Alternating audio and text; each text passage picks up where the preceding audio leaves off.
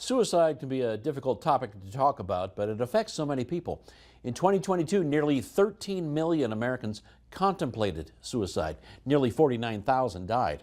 Elizabeth Shores has one man's story about opening up about his loss decades later. When Dr. Brian Gale was 9 years old, he lost his father, Henry T. Gale, to suicide. Only he didn't know it was suicide.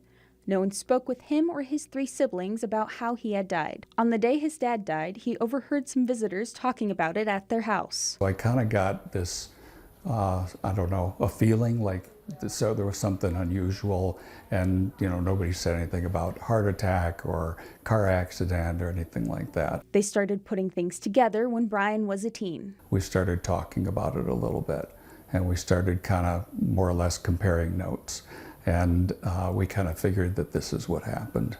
But we really didn't know for sure because my mother didn't want to talk about it. Brian didn't speak about his father's death for decades. He says he became introverted and withdrawn. He only talked about his loss occasionally with family and eventually with his wife. However, nearly 15 years ago, he drove by an out-of-the-darkness walk like this one outside the state capitol with his wife and daughters. It changed everything. We stopped and we checked it out. And I realized that, there's probably a world out there that I need to look into. So he did. And as he learned more, he got more involved with the American Foundation for Suicide Prevention. He began talking about his father's death. He says his feelings were similar to what he hears from his patients all the time. They constantly say to me, I wish I would have known it was such a simple thing to take care of this problem. Right?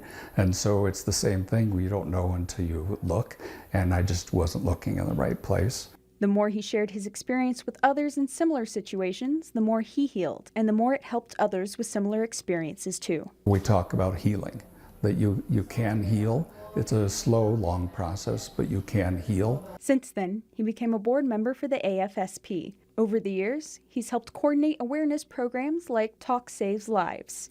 It's changed his perspective on life in general. I just really appreciate the little things. I don't have to have the big things to be happy. I have my wife, I have 2 beautiful daughters that are amazing, and that's about all it takes for me. In Bismarck, I'm Elizabeth Shores reporting for Your News Leader. If you or someone you know may be having thoughts of self-harm, call or text 988.